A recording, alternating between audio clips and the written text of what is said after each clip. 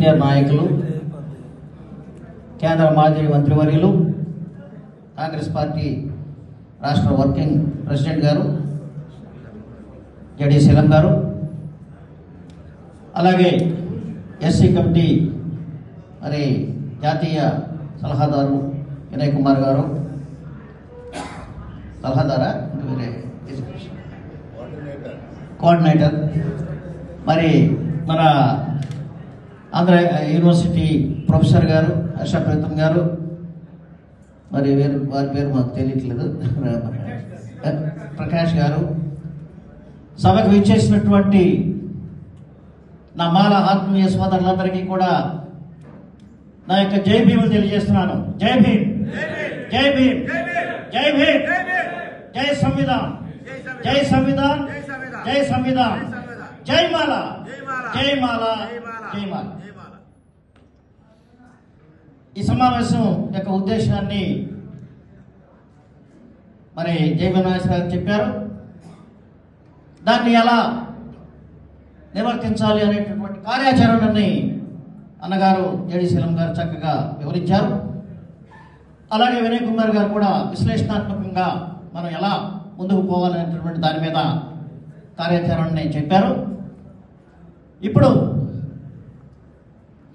వారి యొక్క సారాంశాన్ని మనం పరిశీలించినట్లయితే ప్రతి ఒక్కరిలో కూడా అంబేద్కర్ గారి యొక్క విధానం ద్వారా మాత్రమే మనకి విముక్తి అనేటటువంటిది సుస్పష్టంగా తెలియజేయబడుతుంది. ఎందుకంటే అంబేద్కర్ గారు రాసిన రాజ్యాంగమే మనకు అన్ని హక్కులు ఇచ్చింది. అంబేద్కర్ గారు చేసినటువంటి పోరాటం ద్వారా మాత్రమే మనం మానవ హక్కుల్ని సంపాదించుకోగలిగాం. ఆయన చేసినటువంటి కృషి వలన మాత్రమే రాజ్యాంగం అనేటువంటిది రాయబడింది. కాబట్టి అలాంటి రాజ్యాంగంలో ఉన్నటువంటి రిజర్వేషన్ వల్ల మరి ఇవాళ ఎంపీలు అవనండి, ఎమ్మెల్యేలు అవనండి, చీఫ్ మినిస్టర్లు అవనండి, ఇవాళ దేశ మరి రాష్ట్రపతి కూడా ఒక ఎస్టీ మహిళ మరి ముర్ము గారు రాష్ట్రపతిగా ఉన్నారు అంటే అంబేద్కర్ గారి వల్లే జరుగుతుంది ఇది. ఎందుకంటే ముర్ముగా రాష్ట్రపతి పదవి దగ్గర నుంచి మన పొలంలో పనిచేసేటటువంటి చిన్న కూలీ కూడా అంబేద్కర్ గారి వల్ల ప్రయోజనం పొందిన వాళ్ళే. ఇదో చాలా మంది ఏం చెప్తున్నారంటే ఓన్లీ రాజకీయ నాయకులే ప్రయోజనం పొందారు, ఓన్లీ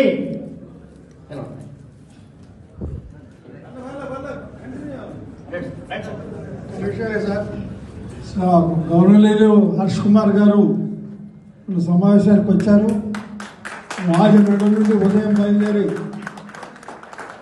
సుదీర్ఘ శ్రమ ద్వారా వచ్చారు. కాబట్టి ఆయన్ని మనం ఈ సమయం ఆహ్వానిద్దాం.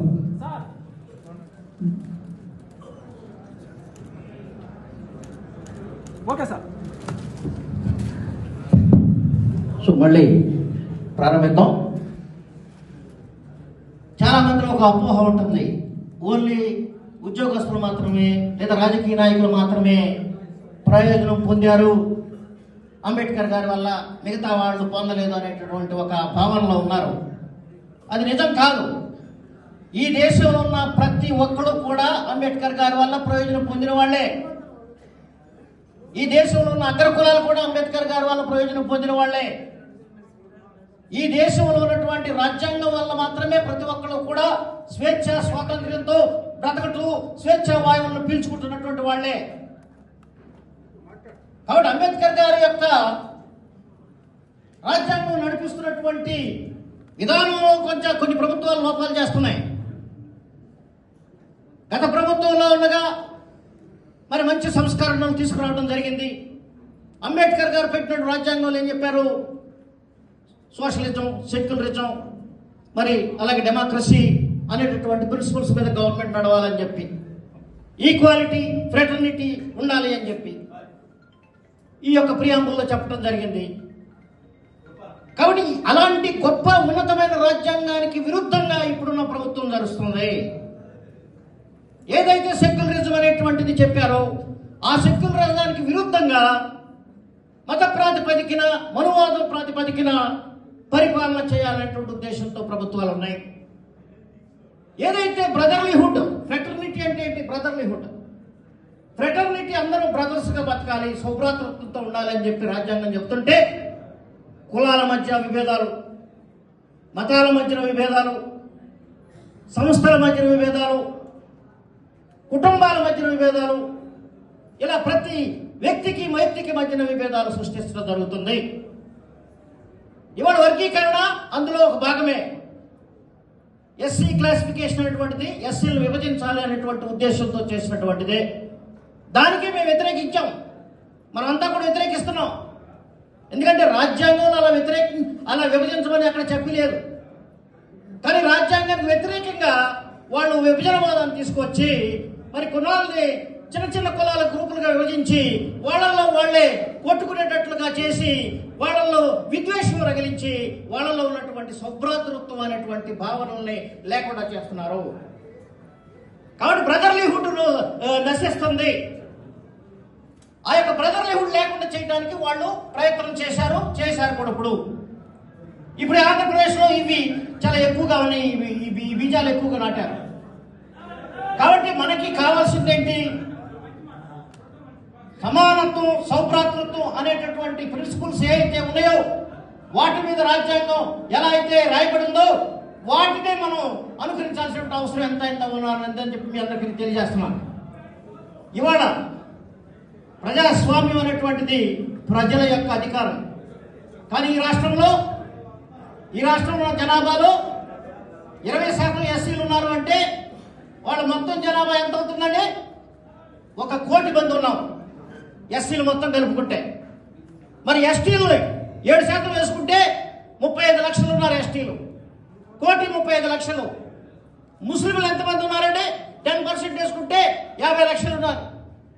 మరి ఇంత 2 కోట్ల దాకా ఎస్సీ, ఎస్టీ, మైనారిటీస్, క్రిస్టియన్స్ వీళ్ళందరూ వేసుకుంటే, కానీ 2 కోట్ల జనాభాకి కావాల్సినటువంటి వనరులు కానీ, బడ్జెట్ కేటాయింపులు కానీ, వాళ్ళ యొక్క అభివృద్ధి కోసం కానీ, వాళ్ళ యొక్క డెవలప్మెంట్, సోషియో ఎకనామిక్ డెవలప్మెంట్ కోసం చేయాల్సిన ఖర్చులు కానీ ఏమి చేయకుండా మొత్తం నిధులన్నీ కూడా అగ్రవర్ణ ప్రయోజనాల కోసం వాళ్ళ కోసం తరలించి ఇక్కడ మనల్ని నిర్వీర్యం చేసేటువంటి ప్రక్రియ మొదలుపెట్టారు. ఇక్కడ సంయుక్తంగా ఉన్నట్లయితే, కులాలు కలిసి ఉన్నట్లయితే పోరాటం పవర్ఫుల్గా ఉంటుంది. కాబట్టి వీళ్ళు పోరాటం చేయకుండా వీళ్ళు వీక్ చేయాలంటే కులాలను విభజించాలి. మాల, మాదిగ, రెల్లి ఇట్లా విభజించాలి. రెల్లి కులానికి 1% ఇచ్చారు. రాజ్యాంగం చెబుతుంది రెల్లి కులస్తుడికి 15% రిజర్వేషన్ ఉంది. రాజ్యాంగంలో రెల్లి కులానికి 15% రిజర్వేషన్ ఉంది. కానీ వాళ్ళకి 1% ఇచ్చారు వర్గీకరణ వల్ల. 1% అంటే 100 పోస్టులు వస్తే కానీ 1 పోస్ట్ రాదు. కాబట్టి అతనికి వర్గీకరణ రిజర్వేషన్ ఉన్నా పోస్టులు రావు. మరి మాల కులానికి ఎంత అన్యాయం చేసిందంటే ఈ ప్రభుత్వం 16వ రోస్టర్ సిస్టంలో మానవాడికి ఉద్యోగం వస్తుంది. అంటే 16 పోస్టులు వచ్చాక కానీ మనకు పోస్ట్ రాదు. 7 పోస్టులుగా మా దగ్గర కానీ పెట్టారు. అంటే ఒక సామాజిక వర్గానికి మేలు చేయాలనే ఉద్దేశంతో అది పెట్టాడు. అది పెట్టి ఒక వీళ్ళ మధ్యన చిచ్చు రగిలించాడు. కాబట్టి ఇది రాజ్యాంగంలో లేదు కదా. రాజ్యాంగం రాసినప్పుడు అందరూ దళితులు ఒకటే, ఉమ్మడిగా ఉన్నారు. ఈ ఉమ్మడిగా ఉన్నటువంటి మరి కలయికని మరి మీరు ముక్కలు చేస్తే నాకు 15% నష్టం పొందాల్సింది 6%, 7% వస్తుంది. మాదిగలికి అది అవుతుంది, రెల్లికి అది అవుతుంది. అందరూ నష్టపోయారు ఇప్పుడు ఈ విధానం వల్ల. దాని మీద మేము హైకోర్టులో రిట్ వేసాము. వాళ్ళ చట్టం చేసిన తర్వాత కూడా రిట్ వేసాము. నేను 3 రోజుల క్రితం వేశాను. కాబట్టి వీటి మీద ఖచ్చితంగా గెలుస్తాం మనం. ఎందుకంటే రాజ్యాంగంలో ఉన్నటువంటి దానికి విరుద్ధంగా రాష్ట్ర ప్రభుత్వాలు చేస్తున్నటువంటి విధానం కరెక్ట్ కాదు. ఎందుకంటే సుప్రీంకోర్టు ఏమి ఇలా చెప్పలేదు ఉన్నదాన్ని ముక్కలు చేయండి అని. ఒకరికి మేలు చేయటం కోసం ఇంకొకరికి నష్టం చేయకూడదు కదా. ఒక సామాజిక వర్గానికి మేలు చేయటం కోసం ఇంకొకరికి నష్టం చేయకూడదు. అది సుప్రీంకోర్టు చెప్పింది. కాబట్టి సుప్రీంకోర్టు తీర్పుకు విరుద్ధంగా జరిగినటువంటి యొక్క వర్గీకరణ విధానాన్ని మేము పూర్తిగా వ్యతిరేకిస్తున్నాం. దాన్ని ఛాలెంజ్ చేశాం. ఖచ్చితంగా గెలిచి తీరుతామని చెప్పి సందర్భంగా అందరికీ తెలియజేస్తున్నాం. మరి జడిశ్రమ్ గారు చెప్పినట్లుగా ఈ యొక్క భిన్న మనస్తత్వాలు, భిన్న నాయకత్వాలు, విభిన్నమైనటువంటి ధోరణులు, మరి ఇతర కులాల మీద ద్వేషభావాలు, ఇవన్నీ కూడా మనం పెట్టుకోకూడదు. నాయకుల మీద ద్వేషం. ఒక నాయకుడు ఫోకస్ అవుతుంటే ఆ నాయకుడిని ఏదో రకంగా కించపరచాలి, అతను తగ్గించేయాలి, అలా వాళ్ళని ఏ రకంగా ఎదగకూడదు అనేటటువంటి ఒక విధానం. ఇది మన వాళ్ళు చేస్తారు, అగ్ర కులాలు ఎక్కువగా చేస్తారు. ఎందుకంటే వాళ్ళు ప్రతి ఎస్సీ నాయకుడు వాళ్ళ చెప్పు చేత కింద మరి నలిగిపోయి ఉండాలి, వాళ్ళు చెప్పినట్లుగా ఉండాలి, వాళ్ళ చెప్పు కింద లాగా ఉండాలి అనేటువంటి చూస్తున్నటువంటి విధానం ఉంది. వాళ్ళు ఇదివరకు లేదు, పాత రోజుల్లో లేదు. పాత రోజుల్లో కొంత స్వేచ్ఛ ఉంది, కొంత మంచి పరిపాలన జరిగింది. మరి ఇందిరాగాంధీ గారు, జవహర్లాల్ నెహ్రూ గారు ఉండగా బ్రహ్మాండమైనటువంటి పరిపాలన ఈ దేశానికి అందించారు. మరి నెహ్రూ గారు పబ్లిక్ సెక్టర్ రంగాన్ని, ఆర్థిక మరి విధానాలు బ్రహ్మాండం ముందుకు తీసుకెళ్లారు. ఇరిగేషన్ ప్రాజెక్టులు అవనివ్వండి, పబ్లిక్ సెక్టర్ రంగంలో పరిశ్రమల స్థాపన కానివ్వండి, సైంటిఫిక్ డెవలప్మెంట్ కానివ్వండి, అగ్రికల్చర్ కానివ్వండి, ప్రతి దాన్ని కూడా ఆయన డెవలప్ చేశారు. మరి ఇందిరాగాంధీ వచ్చి సోషల్ సెక్టర్లో బ్రహ్మాండమైన రిఫార్మ్స్ తీసుకొచ్చారు. ఎస్సీ ఎస్టీల మీద ఈ సెక్యులర్ సోషలిజం అనేటువంటి పదాలని మరి పీఠికలో కూర్చుని ఇందిరాగాంధీ టైంలో జరిగింది. కాబట్టి వాళ్ళు మంచిగా చేశారు దేశానికి. బ్యాంకుల జాతీయకరణ, మరి భూ సంస్కరణలు, ఇవన్నీ కూడా ఆ ప్రభుత్వాలు చేసినాయి. అంటే రాజ్యాంగానికి అనుగుణంగా చేసినాయి. Concentration of economic power should not be held in a few hands అని చెప్పి రాజ్యాంగం చెబుతుంది. అంటే ఎక్కువ వెల్త్, దేశం యొక్క సంపద కొద్ది మంది చేతుల్లో కేంద్రీకృతమై ఉండకూడదు, ఇది అందరికీ పంచబడాలి అనేది రాజ్యాంగం చెబుతుంది. కానీ అలా జరుగుతుందా? బీజేపీ ప్రభుత్వం ఏం చేస్తుంది? కొంతమంది వ్యక్తులకి మొత్తం సంపదని అప్పచెప్పడం జరుగుతుంది. అలాగే విద్య, రాజ్యాంగం ఏం చెబుతుంది? 14 సంవత్సరాల వరకు కూడా ఉచిత నిర్బంధ విద్య అని రాజ్యాంగం చెబుతుంది. ఉచిత నిర్బంధ విద్య అంటే ఉచితంగా ఇవ్వాలి విద్య. ఇప్పుడు విద్యను వ్యాపారంగా మార్చి ఎల్కేజీ సీట్లకి లక్షల రూపాయలు వసూలు చేస్తున్నారు. దీనివల్ల పేద విద్యార్థులు, మనవాళ్ళు, ఈ తక్కువ కులాల జాతుల యొక్క మరి విద్య కుంటుబడింది. వీళ్ళు కూడా ఫీజులు చెల్లించాల్సిన పరిస్థితి వస్తుంది. అమ్మఒడి, తల్లికి వందనం, ఇవన్నీ స్కీములు కొద్దిగా ఇస్తారు. కానీ అక్కడ ఫీజులు ఏమో ఎక్కువగా ఉంటున్నాయి. ఆ ఎక్కువ ఫీజు కట్టలేక విద్య మానేస్తున్నారు. కానీ ఎందుకు చేయాలి? ఇదివరకు ప్రతి ఒక్కరికి కూడా ఫ్రీ విద్య చెబుతుంది రాజ్యాంగం. రాజ్యాంగం చెబుతున్నటువంటి దాన్ని అమలు చేయాల్సినటువంటి బాధ్యత ప్రభుత్వాల మీద ఉంది. కాబట్టి ఈ ప్రైవేట్ సెక్టర్లో ఉన్న విద్య లోపాలన్నింటినీ కూడా సవరించాలని చెప్పి నేను డిమాండ్ చేస్తున్నాను. ప్రభుత్వం వెంటనే ఇంతకు మించి ఫీజు వసూలు చేయకూడదు అని చెప్పి ఈ సందర్భంగా నేను ప్రభుత్వాన్ని డిమాండ్ చేస్తున్నాను. ఎందుకంటే అది ఇంజనీరింగ్ కాలేజ్ అవనండి, ఇంటర్మీడియట్ కాలేజ్ అవనండి, హై స్కూల్ కానివ్వండి, ఎలిమెంటరీ స్కూల్ కానివ్వండి, కాన్వెంట్ ఎడ్యుకేషన్లో కూడా అనేక మంది లక్షలు మరి కడుతున్నారు. ఎక్కడి నుంచి తీసుకొచ్చి కడతారు? మీ ఇష్టం వచ్చినట్టు ఫీజులు పెంచేసుకుంటూ ఒక నియంత్రణ లేదు, ఒక కంట్రోల్ లేదు. ఇంతకంటే మించి ఫీజులు వసూలు చేయకూడదనే కొన్ని రూల్స్ ఉన్నప్పటికీ కూడా ఒక్క స్కూల్ కూడా, ఒక కాలేజ్ కూడా వాటిని పాటించే పరిస్థితుల్లో లేదు. ఇష్టం వచ్చినట్టుగా సీట్లన్నీ అమ్ముకుంటున్నారు. ఇప్పుడు చూస్తే మెడికల్ కాలేజీని ప్రైవేట్ సెక్టర్ చేస్తున్నారు. మెడికల్ కాలేజీని ప్రైవేట్ సెక్టర్ చేయడం వల్ల మనం ఎంత నష్టపోతామండి? ఒక్కొక్క సీటు కోట్లకు అమ్ముకుంటున్నారు.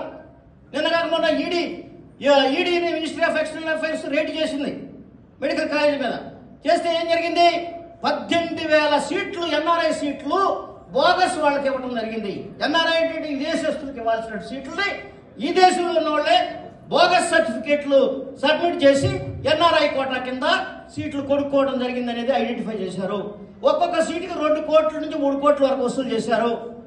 18,000 సీట్లు అంటే 2 వేసుకున్నా కానీ 36,000 కోట్ల రూపాయలు స్కామ్ జరిగింది ఈ యొక్క సీట్ల విషయంలో. కాబట్టి ఫీజులు కూడా అత్యధికంగా ఉంటాయి ప్రైవేట్ కాలేజీల్లో. మరి అవన్నీ మనం కట్టగలరా? తర్వాత మనకి రిజర్వేషన్ అనేది తగ్గిపోద్ది ప్రైవేట్ సెక్టర్ ఏర్పాటు చేయడం వల్ల. గవర్నమెంట్ కాలేజీలు ఉంటే మనకు రిజర్వేషన్ ఇంప్లిమెంట్ అవుతుంది, ప్రైవేట్ సెక్టర్ వల్ల ఇంప్లిమెంట్ కాదు.